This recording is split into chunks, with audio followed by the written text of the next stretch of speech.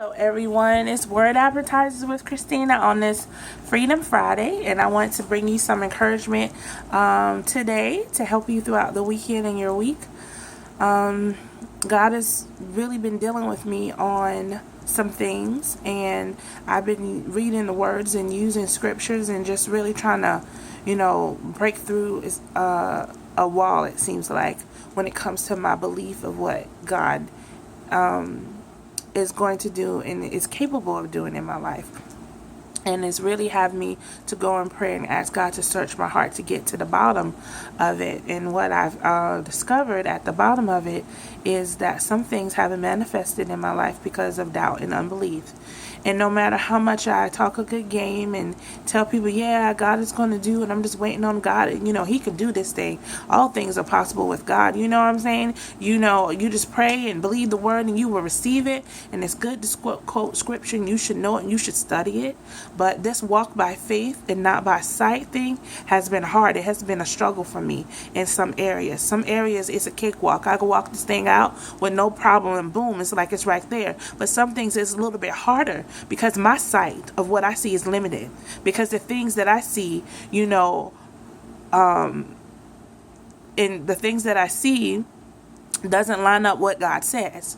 And what do you do in those times when the things that you see are not the results of what God says? When it doesn't look like anything is transforming in front of your face, when it looks as if you've done this, you've exhausted all possibilities, and this thing still has not happened.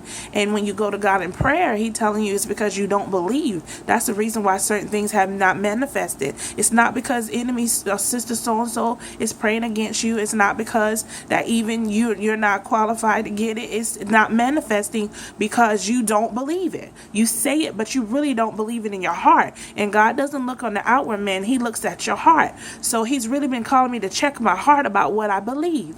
Now, I say I know God is all powerful and I know that He can do anything. I say I know that, but that thing is not being connected into my heart, because when God goes to look at my heart, He doesn't see the full belief there. He sees doubt. So therefore He can't manifest what He said on top of a heart that's filled with doubt. He can't manifest what He wants to do in our life. He can't encourage us. He can't send to us. He can't take us where He wants us to go, or even give us some of the things that we've been asking that we want, that He wants to give to us, because He's a good Father on top of a heart that is filled with doubt. Now, this is an inside issue. This is not an issue that anybody on the outside can see. And a lot of times that we're not our best selves, we're not living our best lives because we have inside issues, and it starts in the heart. What do you believe in your heart? If you have negative talk going on in your mind, if you talk negatively to yourself, you have what you say. You know that life and death is in the power of the tongue. Why do you not think it applies to you over your life? So if you are careful about what you say and speak over other people, you should be just as careful about what you say and think and speak over yourselves. A lot of times we haven't been ushered in until the life of living the abundant life that God has called us to have, because we stop ourselves, because we don't fully believe that either we can do it, we can maintain it, we deserve it. It can either be negative talk from ourselves, or it can be a voice in our head of someone who said whatever long ago. Or it could be wondering what people are going to think when God does this thing for you. Well, people are not worrying about what you think when God decides to bless them, so you shouldn't worry about what they think when God decides to bless you. But my encouragement to you on today is we need to check our hearts. We need to make sure that everything in our hearts, is what it in line with God, what God says. There's a scripture that says, Lord, give me a clean heart and renew a right spirit on the inside of me. What spirit is on the inside of you? What is in your heart that's not aligning with God, that therefore you can't walk in the direction that He's called you to walk on, because you can't clearly hear Him, because the ears of your heart are limited by what you think or what you may have spoken over your life. So my encouragement to you today on this Freedom Friday is to really, really get in prayer, get in conversation with God, and to search your heart, to find that freedom there, to really trust and to believe Him that anything that has ever been spoken to you, spoken over you, that has been told to you, that is not in line with what God is saying, that we cast those things at the altar of His feet, and we truly, truly walk by faith and not by sight. No, it's not easy to do.